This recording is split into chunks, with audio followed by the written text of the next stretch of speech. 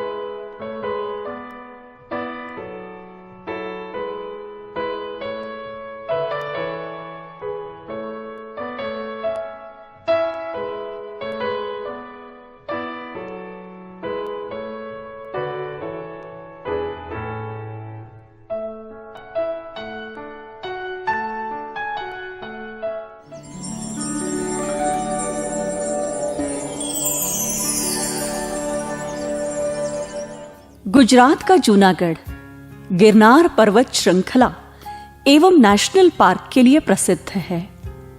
काठियावाड़ क्षेत्र के जूनागढ़ के ब्रह्मा कुमारी ईश्वरीय विश्वविद्यालय की मुख्य संचालिका के रूप में आदरणीय दमयंती दीदी जी निमित्त है। आपका जन्म 1943 में गुजरात के कच्छ क्षेत्र में हुआ।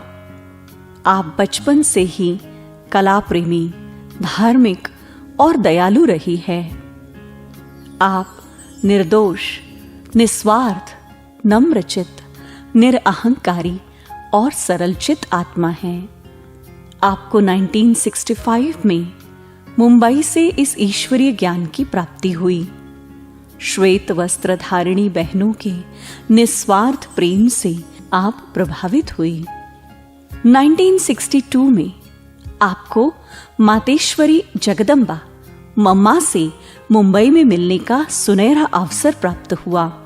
1963 में प्रजापिता ब्रह्मा बाबा से मुख्यालय माउंट आबू में मिलकर आपने अपना जीवन प्रभु समर्पित कर दिया।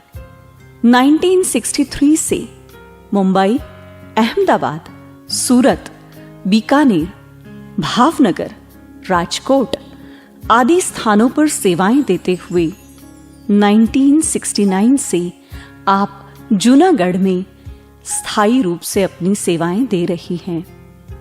आप समाज में ईश्वरीय संदेश देते हुए तनाव मुक्त जीवन, नारी सशक्तिकरण, युवा पदयात्रा, महिला सम्मेलन एवं अनेक आध्यात्मिक मेलों का आयोजन कर ईश्वरीय संदेश जन जन तक पहुंचा रही है।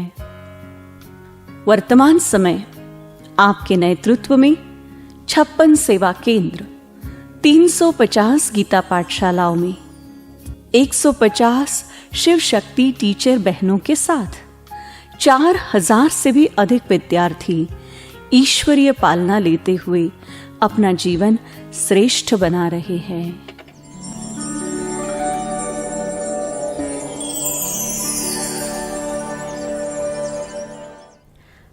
छोटेपन से मुझे धार्मिक विचार बहुत अच्छे लगते थे और मैं रामायण, महाभारत कुछ अपने आड़ोसी पड़ोसी को इकट्ठा करके मैं रात को सबको सुनाती थी, तो मुझे उसमें बहुत इंटरेस्ट आता था। 5, 6, 7 कक्षा तक मैं कन्या छात्रालय में मना की हॉस्टल में रहती थी और फिर मैंने स्कूल में एसएससी तक अभ्यास किया। वो अभ्यास करते करते हमारी लौकिक बहन जो गृहस्थ जीवन में रहती थी, तो उनको ये ब्रह्मा कुमारी विद्यालय का ज्ञान बहुत अच्छा लगता था। और मैं जब उसके घर में जाती थी तो घर में जाकर के वो लोग जब भोजन आदि करते थे और मैं भी करने बैठती थी, तब उनको ऐसे कहती थी कि आप श्री राम बोलो। तो वो जब जवाब देते थे तब मैं मुख में गिट्टी डालती थी। ऐसे हर समय सारे दिन के अंदर श्री राम और श्री कृष्ण को मैं बहुत याद करती थी। मेरी बहन ने मुझे ऐसे कहा कि तेरे धार्मिक विचार तुमको बहुत अच्छे लगते हैं, तुम ब्रह्मा कुमारी विद्यालय में चलो। तो मुझे ओल्ड एसएससी की एग्जाम देने में 2-3 मास बाकी था, इसलिए मैंने बहन को कहा कि अभी नहीं, लेकिन मेरी एग्ज़ाम हो जाए बाद में मैं ज़रूर चलूँगी। तो मेरी लौकिक माँ और मैं दोनों ने मिलकर के जो हमें सायन सेवा केंद्र, जहाँ पर विजेंद्रा दादी रहते थे और भारती बहन रहते थे, तो हम वहाँ पर गए। हमने 7 दिन क्लास करना शुरू किया। करीबन हमारे घर से आधा घंटा चलने में लगता था, तो मैं आधा घंटा हम दोनों ही चल करके रोज जाते थे। और ऐसे तीसरा दिन जब आया, पहले दिन तो मैंने अनुभव किया और मुझे यह दिव्य दृष्टि के द्वारा बाबा द्वारा बने हुए जो चित्र, त्रिमूर्ति है, गोला है, झाड़ है, ये चित्र जो मैंने देखा ना, तो मुझे अंदर में ऐसे ही हुआ ये कोई अलौकिक चित्र है। ऐसा चित्र तो आज तक कभी मैंने देखा ही नहीं है। तो मुझे चित्र ने भी आकर्षित किया। अच्छा, फिर तीसरा दिन आया और मुझे जब समझाया गया, उस समय मैंने अपने मन के अंदर यह संकल्प ले लिया कि मुझे कभी भी थूम बसर खाना नहीं है। अगर घर में कुछ भी ऐसा भोजन बनेगा तो मैं अचार या दही के साथ खा लूँगी, लेकिन मैंने अपनी धारणा के लिए ये पक्का संकल्प ले लिया। इसी प्रकार 7 दिन मैंने क्लास किया। फिर मैंने देखा कि यहाँ पर सभी भारती बहन, नलिनी बहन और दूसरे भी जो आते हैं वो करीबन सफ़ेद कपड़े पहनते हैं। तो मुझे भी अंदर में ऐसे हुआ कि मैं भी सफ़ेद कपड़े पहनना शुरू कर दूँ। तो मैं स्कूल में जाती थी, मेरा ड्रेस सफ़ेद फ्रॉक और लाल पट्टा लगाने का था। तो मैं सेंटर पर जाकर के रोज़ सफ़ेद फ्रॉक पहन कर के जाती थी। अच्छा, एक दिन मैं घर में चलती थी, मैं 2 चोटी बनाती थी। मेरी लौकिक माँ ने मुझे कितनी बार कहा कि दमयंती तुम बहुत सिंपल हो, तुम 2 चोटी बनाती हो, 1 चोटी बनाओ। लेकिन मैं कहती मैं सादगी में रहूँगी, लेकिन मुझे 2 चोटी बनाने के लिए आप मना मत करो। अच्छा, मैं साइंस सेंटर पर गई। विजेंद्रा दादी जी ऐसे सोफे पर बैठे थे, मैं पलंग पर बैठी। तो दादी ने मुझे कहा, दमयंती ब्राह्मणों को कितनी चोटी होती है। तो मैंने दादी जी को कहा, ठीक है दादी, मैं समझ गई, आपका मुझे इशारा मिल गया। वो इशारे को बुद्धि में रख कर के तब से लेकर आज तक मैं 1 चोटी बनाती हूँ। इस प्रकार से मैं ज्ञान में बहुत अच्छी तरह से मैंने चलना शुरू किया। फिर बॉम्बे में मम्मा या बाबा, आबू में कोई हॉस्पिटल नहीं थी, बीमार पड़ते थे तो बॉम्बे में आते थे। अभी हम लोगों का घर तो बहुत दूर था। 4 बजे सुबह को हम ट्रेन में बैठे, फिर वीटी स्टेशन पर उतरे, वहाँ से हम बस पकड़े और फिर हम 7 बजे मुरली सुनने के लिए पहुँचते थे। तो मम्मा बॉम्बे में आई थी, हम सभी मिल कर के फिर मुरली सुनने जाते थे। मम्मा मुरली सुनाती थी और मुरली के बाद वो कहते जैसे चैम्बर लगती थी, तो हम थोड़ा मम्मा के साथ बैठते थे। फिर मम्मा को मैंने एक दिन ऐसे कहा, मम्मा मुझे आप सेंटर पर रखो। तो मम्मा जवाब नहीं देती थी, सिर्फ मुस्कुराती थी। फिर दूसरे दिन, तीसरे दिन, चौथे दिन बहुत मैंने मम्मा को कहा, मेरी बहन भी मेरे साथ थी, तो मेरी बहन ने कहा दमयंती की इतनी इच्छा है तो मम्मा आप उसका कहना मानो। तेरी याद आई, तुम भी तो आओ, माँ गोद में अपनी हमें भी बिठाओ। तेरी याद आई, तुम भी तो आओ, माँ गोद में अपनी हमें भी बिठाओ। तेरी याद आई। मम्मा ने फिर मेरे आगे दो बातें रखी।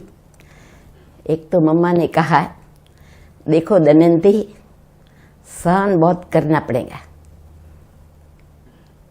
दूसरी बात, आपको संस्कारों की टक्कर का सामना करना पड़ेगा।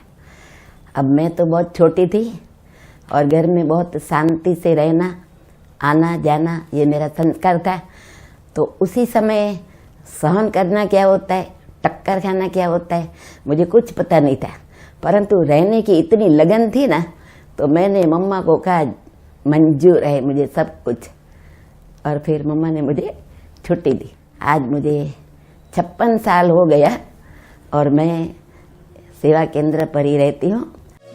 ममता की थी वो मूरत, जगदम्बा उसका नाम, सबको ही प्यार बांटना जगदम्बा का था काम। ममता की थी वो मूरत, जगदम्बा उसका नाम, सबको ही प्यार बांटना जगदम्बा का था काम।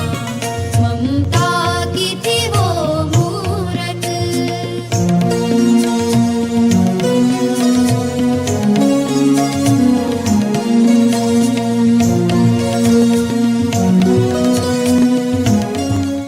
फिर बाबा से मधुबन में जाते हैं तो बाबा शाम को फिर मुलाकात करते हैं। तो घाटकोपर की पार्टी के साथ बाबा की मुलाकात हुई। फिर बाबा एक एक को दृष्टि देते गए, गोद भी देते गए और टोली भी देते गए। फिर लास्ट में मेरा टर्न आया तो बाबा ने कहा, ये बच्ची निर्बंधन है। तो किसी ने बोला, बाबा ये तो घाटकोपर सेवा केंद्र पर रहती है, तो जैसे कोई सेंटर खुलता है तो फलाने सेंटर के लिए हैंड्स चाहिए। तो बाबा ने बहुत दिल से अपने संकल्प से, गुजरात में पहला सेंटर अहमदाबाद खुला हुआ था, तो वहाँ पर गुजराती बच्ची थी। तो बाबा की हमारे ऊपर नज़र पड़ी कि इस बच्ची को अहमदाबाद गुजराती में बोल सकती है ना, तो इसको भेजे। तो बाबा ने मुझे पूछा, बच्ची तुम अहमदाबाद जाएंगी? तो मैंने उसी समय कुछ सोचा नहीं। भगवान जिस रथ में प्रवेश किया हुआ है और वो मुझे प्रश्न पूछ रहा है, तो मैंने कहा जी बाबा मैं जाऊंगी। तो बाबा ने मुझे पूछा, बच्ची नलनी बच्ची याद नहीं आएगी? अभी वो तो मुझे बहुत अच्छी लगती थी, परंतु मुझे श्रीमत का पालन करना था। तो मैंने बाबा को कहा नहीं, मुझे याद नहीं आएंगी। फिर बाबा ने पूछा, बच्ची बॉम्बे याद नहीं आएगा? तो मैंने कहा नहीं, बॉम्बे भी याद नहीं आएगा। अच्छा, फिर बाबा ने गोद दी। गोद देने के बाद बाबा ने कहा, देखो बच्ची, ये गोद में आने के बाद दूसरे की गोद में जा नहीं सकती हो। तो मैंने कहा जी बाबा। फिर बाबा ने मुझे टोली मुख में डाली। रात की मुलाकात पूरी हो गई सुबह को प्रातः क्लास में हिस्ट्री हॉल में मुरली सुनी और मुरली सुनने के बाद बाबा अपने कमरे में गए, जहाँ पर अभी भी हम देख रहे हैं। एक कोने में खटिया गए, दूसरे कोने में नीचे गदेला बिछा हुआ है। अमर कहानी ब्रह्मा की, अमर कहानी ब्रह्मा की, स्वर्णिम दुनिया लाएगी, स्वर्णिम दुनिया लाएगी। उनकी त्याग तपस्या सेवा, उनकी त्याग तपस्या सेवा, शिव की झलक दिखाएगी,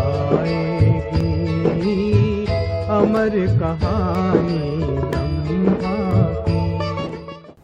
तो बाबा ने किसी को ऐसे कहा, कल रात वाली बच्ची कहाँ गई, उसको बुला के आओ। तो मैं नाश्ता कर रही थी अजुन, तो इतने में कोई मुझे बुलाने आया और मुझे कहा चलो आपको बाबा बुला रहा है। मैं बहुत खुश हो गई। फिर बाबा ने मुझे गदेले के पास अपने बाजू में बिठाया। फिर रात वाले वही प्रश्न बाबा ने पूछा, बच्ची जाएगी ना, नलनी बच्ची याद नहीं आएगी ना, बॉबे याद नहीं आएगा ना। हमने बोला जी बाबा मुझे याद नहीं आएगा। फिर बाबा ने कहा देखो जानकी दादी जो है वो 2-3 दिन के बाद तबीयत थोड़ी ठीक हो जाए फिर उनके साथ आपको जाने का है। तो मैं अपना ये अनुभव कर रही हूँ कि जो कहा जाता है कि भगवान सबकी शुद्ध मनोकामना पूर्ण करता है। एक दिन मैंने घाटकोपर में जानकी दादी के लिए सुना था कि दादी जी त्याग तपस्या और सेवाधारी है। तो मुझे एक संकल्प अनायास आ गया था ऐसी दादी के साथ रहने को मिले तो देखो मेरा संकल्प जो शुद्ध था वो भगवान ने मेरी मनोकामना पूर्ण की और मुझे जानकी दादी के साथ रहने को मिला। 3 दिन के बाद फिर हम और जानकी दादी दोनों बाबा के कमरे में गए छुट्टी लेने के लिए। और जब छुट्टी ली तो बाबा ने मेरे सिर पर हाथ रखा। फिर दादी और हम दोनों निकल पड़े और हम ट्रेन में बैठे थे अहमदाबाद जाने के लिए। तो दादी जी ने मेरे से प्रश्न पूछा, दमयंती आपके सिर पर बाबा ने जो हाथ रखा आपको पता है उसका रहस्य क्या है? तो मैंने कहा दादी मुझे उसका कुछ पता नहीं है, आप मुझे बताओ। तो दादी जी ने कहा देखो तुमने श्रीमत का धक्क से पालन किया ना, तो भगवान का जो 1000 हाथ वाला है उसका हाथ तुम्हारे सिर पर जीवन भर रह गया। तो आज दिन तक मैं 56 साल से अनुभव करती हूँ कि भगवान का हाथ मेरे सिर पर है। चाहे कोई भी समस्या आती है, परिस्थिति आती है, और उन सब को हम सहज रीति से जैसे मक्खन से बाल ऐसे हम पार कर लेते हैं। आज भी देते हो बाबा पालना साकार की, आज भी देते हो बाबा पालना साकार की। भर के जाते सब यहाँ से झोली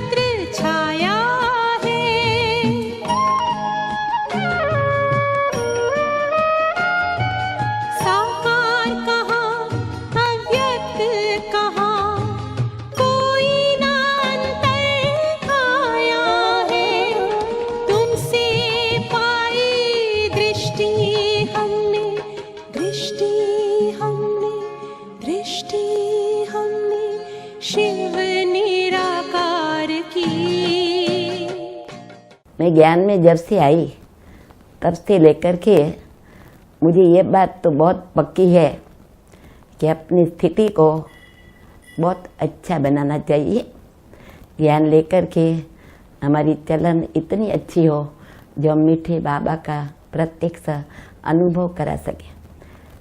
अभी लास्ट समय पर बाबा के भी मैं इशारे सुन रही हूँ। अभी बाबा ने एक मुरली के अंदर कहा था कि वाचा की सेवा भले करते रहो, भाषण भी भले करते रहो, परंतु जो भी आपको मिले उन व्यक्ति को प्यार की दृष्टि दो और शांति की सौगात दो। ये दो बातें अगर किसको मिल जाएंगी तो बहुत खुश हो जाएंगे। और बाबा की अभी पीस ऑफ माइंड की चैनल में बहुत अच्छे कुछ समय से इशारे आ रहे हैं। वो मैं पैराग्राफ दिन भर में 2-4 बार पढ़ती हूँ। वो पढ़ती हूँ, मुझे बहुत अच्छा लगता है और उसमें जो बाबा की गहराइयाँ मिलती है, इशारे मिलते हैं। बच्चे समय बहुत नज़दीक है, थोड़ा सा भी दुख आप अनुभव करेंगे लेकिन वो लंबा समय आपको अनुभव होगा।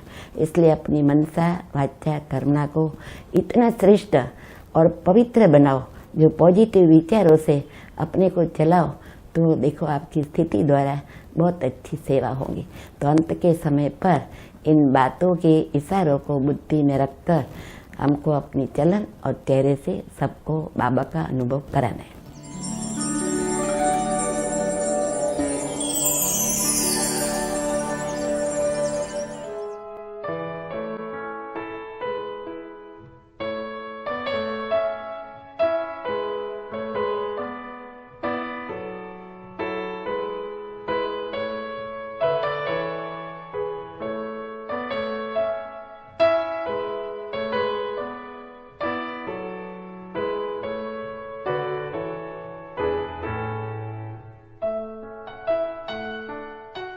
सदा ही चेहरे पर रूहानी मुस्कान और नैनों में दिव्यता हमने देखी और साथ साथ दीदी के अंदर त्याग, तपस्या और सेवा का त्रिवेणी संगम की सरिता सदा ही बहती रहती है और जिनसे ही एक छोटा सा बीज नवपल्लवित होकर हरा भरा बगीचा बन गया।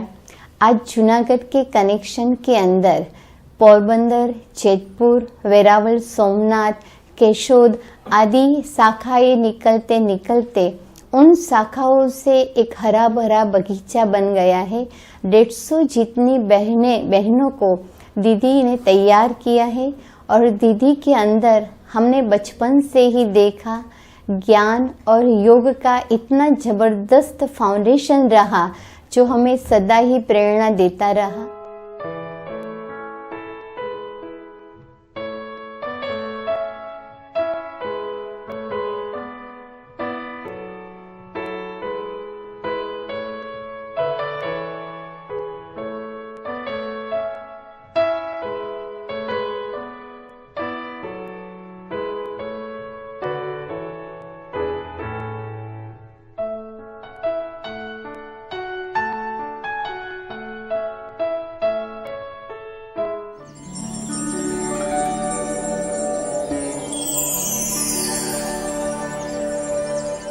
જ્યારે દીદી પાસે બેસું ને ત્યારે એક માતા તરીકે આશીર્વાદ મને દીદી ખૂબ આપે છે, પણ દીદીનામાં હસતો ચહેરો, સ્માઇલ અને દીદીના નિખાલસપણે ભાવ છે કે કોઈ જાતનો પોતાનો સ્વાર્થ નથી, નિસ્વાર્થ ભાવે કામ કરવું અને મહિલા તરીકે આટલું બધું સેન્ટરમાં કામ કરવું ખૂબ અઘરી વાત છે।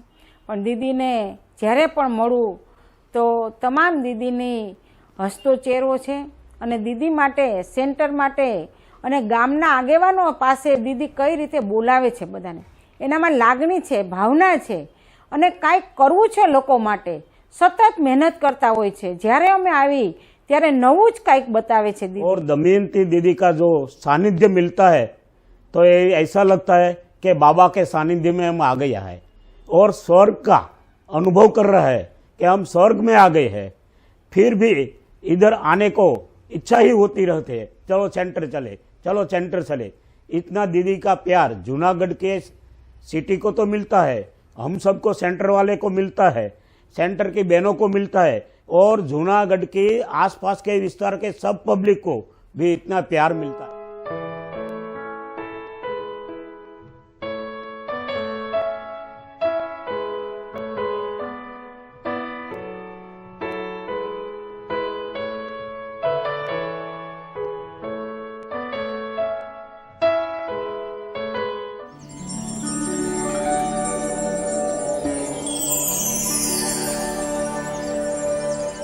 दीदी में बड़ी सत्यता और धैर्यता है।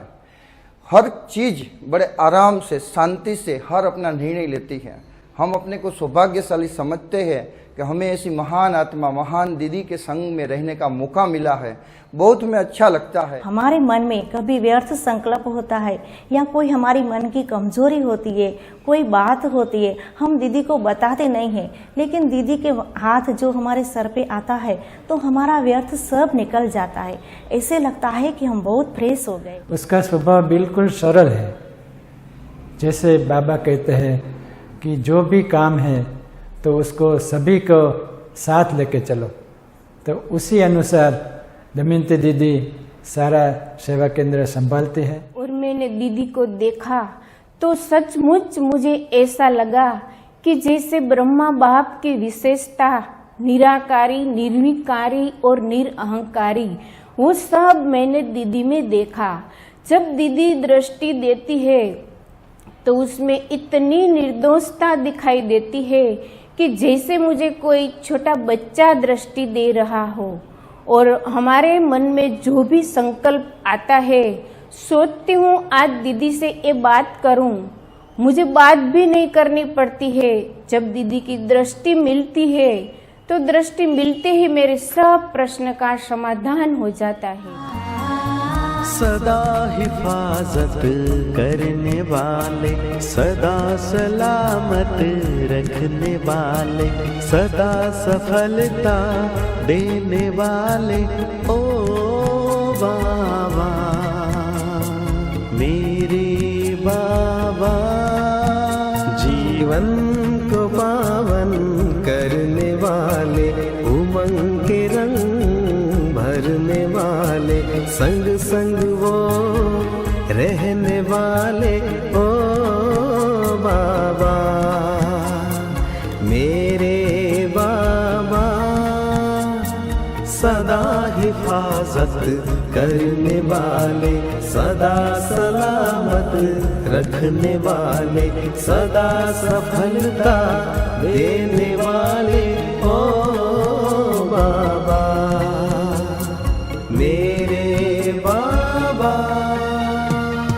प्यार मिला, संसार मिला है जीने का मकसद।